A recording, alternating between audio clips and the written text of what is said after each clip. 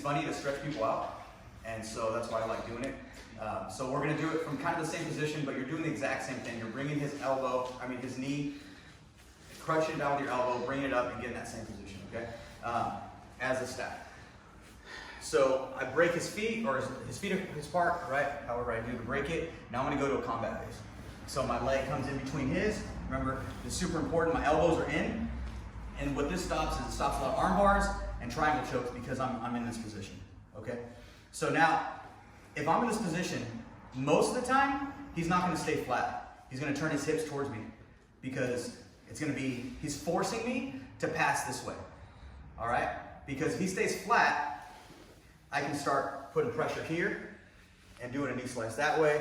I can come across, boom, kick this leg out, and knee slice this way, right? As I'm controlling him. But we're gonna continue with the stack guys. So as soon as I get this position, he's gonna turn this way. So now the only way he has to defend is this way. I can't go that way. I'm not gonna use all my muscle to fight this leg to get it. But he has to bring this knee up to kind of defend me pretty good, okay? And the reason why he has to bring it up, because if he keeps this down, he puts I got that knee slice like without even trying, okay? So as soon as he brings this knee up, I'm gonna start to put pressure into him, and I'm gonna do the exact same thing, okay? So from here, the first thing that I wanna do is I'm going to bring my elbow down and get this heel out, okay? His foot's right here, so I'm gonna bring my elbow down, and I'm just gonna bring it, right? If I try to just muscle it this way, it's gonna be hard, but I'm using my hip and that 45-degree angle, just get it out there, okay? And then if he tries to bring it back, my elbow's here, you can't do it, okay? Now once I get that position, I'm controlling his hip.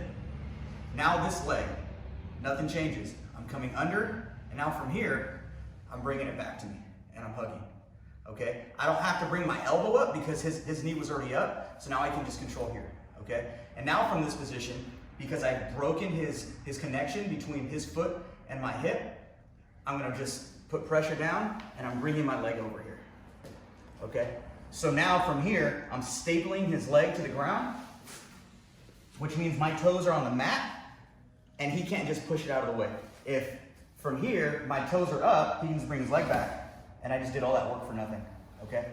So when I staple his foot to the ground or his knee, I'm right above that knee, so he can't just get it back in this fight, okay? So when you try to get it back, it's impossible, right? Especially just with the pressure that I'm giving him, all right? Just keep back a little bit.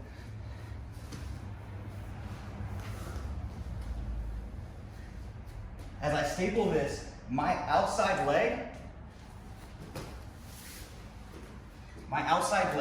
is putting pressure down into his hip at the same time I'm here, okay? And now from here, this is the one time that I'm gonna reach, but what I'm gonna do is I'm gonna shoot for an underhook, okay? I'm not gonna try to do this position here, okay? I'm gonna shoot for an underhook, and I'm gonna put pressure on him here, okay? And now when I have this position, one of two things is gonna happen.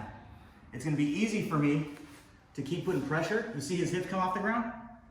For me to bring my knee right up next to his hip and finish this without me doing anything, okay?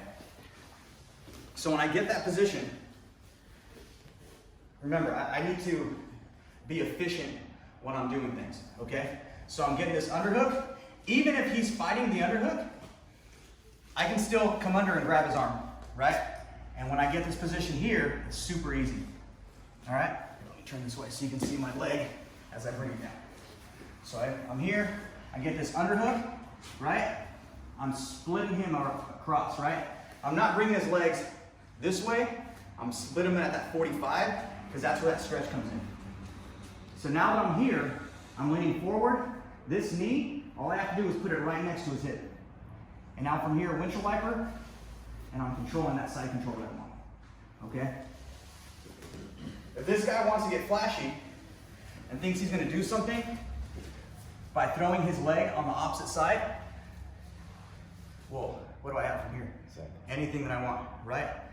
I'm gonna control that arm, and I can go straight into the mount if I want, right? Or just bring it to a side control, or start taking this back from here, right? In any position that I want, okay? So, as I'm stacking him, get that underhook, I'm gonna put that pressure down where I want. Okay, so he's here. Look at my combat base.